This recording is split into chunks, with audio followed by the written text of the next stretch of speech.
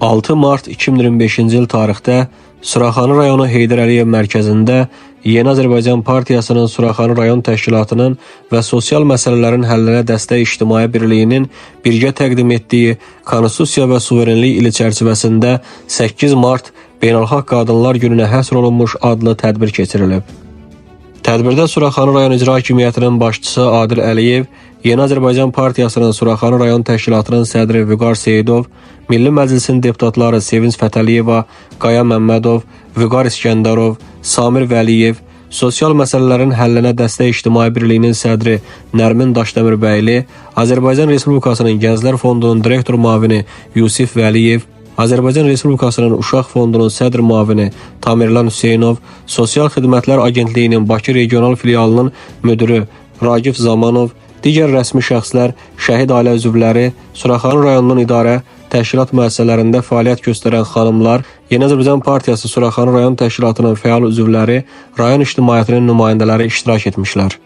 Ulu Öndər Heydər Əliyevin Suraxanı rayonunda ucaldılmış abidəsi tədbir iştirakçıları tərəfindən ziyaret edilmiş, abidənin önünə tər güllər düzülmüşdür. Suraxanı rayonu Heydər Əliyev mərkəzi ilə tanışlıqdan sonra tədbir Azərbaycan Respublikasının dövlət himninin səsləndirilməsi və Ulu Öndər Heydər Əliyevin Azərbaycanın ərazi bütövlüyü, dövlət müstəqilliyi, suverenliyi uğrunda canını fəda etmiş qəhrəman vətən övladlarının əziz xatirəsinin bir dəqiqəlik sükutla yad edilməsi ilə açıq elan olunmuşdur. Tədbiri giriş sözü ilə açan Yeni Azərbaycan Partiyası Suraxanı rayon təşkilatının sədri Vüqar Seyidov tədbir iştirakçılarını salamlayaraq bütün xanımları 8 mart Beynəlxalq Qadınlar Günü münasibətilə səmimi qəlbdən təbrik etmiş və vurğulamışdır ki, 8 mart Beynəlxalq Qadınlar Gününün belə təmtəraqlı dövlət səviyyəsində qeyd edilməsi Prezident Cənab İlham Əliyevin sosial yönümlü siyasəti nəticəsində Azərbaycan qadınına verilən dəyərin, hörmətin və ehtiramın göstəricisidir. Suraxanı rayon icra hakimiyyətinin başçısı Adil Əliyev çıxış edərək qeyd etmişdir ki, Azərbaycan qadını tarix boyu cəmiyyətin inkişafına böyük töhfələr vermişdir. Azərbaycan qadını müxtəlif sahələrdə elm, iqtisadiyyat, mədəniyyət, dövlət idarəçiliyində uğurlu nəticələr əldə etmişdir. Milli Məclisin deputatı, Yeni Azərbaycan Partiyasının təftiş komissiyasının üzvü Vüqar İskəndərov bildirmişdir ki, dövlətimizin əldə etdiyi uğurlarda Azərbaycan qadını müstəsna rola malikdir. Milli Məclisin deputatı Samir Vəliyev çıxış edərək xüsusi qeyd etmişdir ki, Azərbaycan qadını həm də anadır. O elə bir anadır ki, onun oğlu 44 gün kimi qısa bir zamanda torpaqlarımızı düşmən tapdağından azad etdi. Milli Məclisin deputatı Sevinç Fətəliyeva bildirdi ki, cəmiyyətimizin dəyərli varlıqlar olan qadınlara diqqəti, qayğısı hər zaman yüksək olmuşdur. Çünki Azərbaycan qadını Azərbaycan oğulları ilə birgə mübarizə aparmış, xalqın dövlətin inkişafına çalışmışlar.